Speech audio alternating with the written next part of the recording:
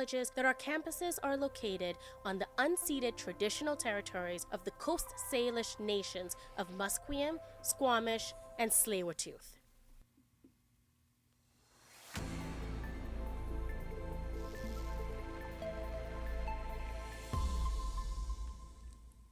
Good morning. I'm Jacob Fraser, and this is your 10:30 news update. The person who attacked two strangers on the streets of Vancouver is in court today. The suspect has been charged for murder and aggravated assault and is awaiting sentencing. The BC Green Party has announced candidates in ridings across the province. Environmental activist Ross Reed will represent the Green Party on the west side of Vancouver Island. The provincial election will take place on October 19th.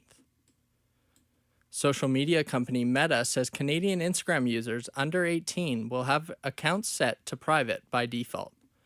BC Premier David Eby says the move is the minimum tech companies can do to protect youth online. Eby says the province has begun a historic collaboration with tech firms to ensure youth safety online. Meta says the move puts parental controls and settings in place for accounts where users are under 18. Uber is rolling out a new feature that is designed to make drivers safer. Mike Dabowski has more. Uber is out with a new rider verification system. It works by having users take a photo of their ID and then a selfie. After that, the app will match the two pictures and assign a blue check mark to the profile. CEO Dara Khosrowshahi tells ABC News it's designed to boost safety on the app amid several recent attacks on drivers. Late night, etc., if you have a verified badge, you have an advantage over someone who might not be verified. Mike Dabowski, ABC News. An accident at a Quebec military base has injured a dozen soldiers.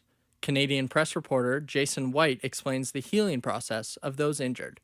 The Canadian Armed Forces says the accident happened at CFB Valcartier, just outside Quebec City. It involved two armored vehicles in the base's training area on Tuesday afternoon. The military says 16 soldiers were taken to local hospitals, all with minor injuries. An investigation will now determine the causes of the accident. Jason White, the Canadian Press. According to one expert, entry-level pay under the tentative deal between Air Canada and its pilots could be a stumbling block ahead of a union vote on the agreement. Canadian press reporter Michelle Zadikian has more. Under their current contract, pilots earn far less in their first 4 years at Air Canada before enjoying a big wage increase starting in year 5. The union wanted to scrap the provision entirely, but according to a copy of the contract summary obtained by the Canadian Press, the proposed deal announced Sunday would merely cut the 4-year period of lower pay to 2 years. John Graddick, who teaches aviation management at McGill University, says after the airline averted a strike this week, the failure to ditch the pay grade restrictions could prompt pushback from rank-and-file flight crew and jeopardize the deal, which is up for a vote next month. Michelle Zedikian, the Canadian Press. A second wave of device explosions has been reported in Lebanon after yesterday's pager attack. Multiple explosions have gone off today at the site of a funeral for 3 Hezbollah members and a child killed by exploding pagers the day before. Associated Press reporter Charles de Ledesma has more.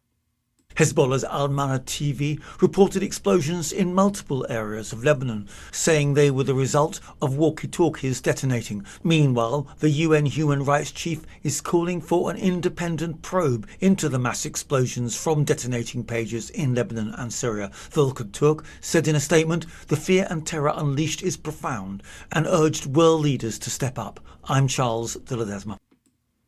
The Wilder Institute Calgary Zoo is hosting more than 2,000 zoo professionals at the Association of Zoos and Aquariums annual conference this week. Association President Daniel Ash says modern zoos are conservation advocates and are changing with the times. Ash also says it is no longer enough to provide entertainment, and more has to be done to protect animals at a time when nature is under attack. Jessica Seiner, a senior advisor in conservation networking at the Calgary Zoo. Stay tuned for more on BCIT's 1680 The Crow.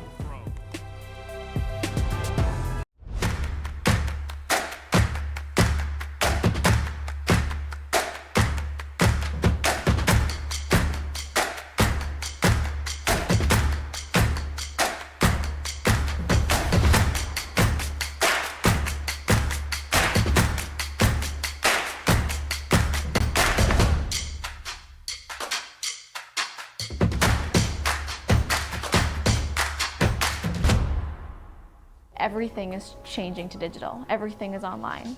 People aren't just waiting for the 6 o'clock news anymore. People want their news right now. They want to be able to go onto their smartphone, onto the internet, and see the news that they want to see. Vancouver is growing at, a really rapid rate, the Lower Mainland even, and with the tools that we're given here, we're able to cover all of that. Welcome to BCIT Magazine. I'm Radhika Sikki-King. In the program, they really leave it up to you. I mean, the help is there when you need it, figuring out how to use the programs like Premiere, Audition, and figuring out how to use the cameras. But it's up to you to sort of experiment and figure out what you can do when you go out in the field. They brought candles and flowers to remember the student who lost her life yesterday. Theresa May says the international community condemns Moscow. They really make sure that you know the basics and you are able to put out a quality product. I'm Brady Tretanero. And I'm Radhika Sikki-King. Thank you for tuning in to BCIT Magazine.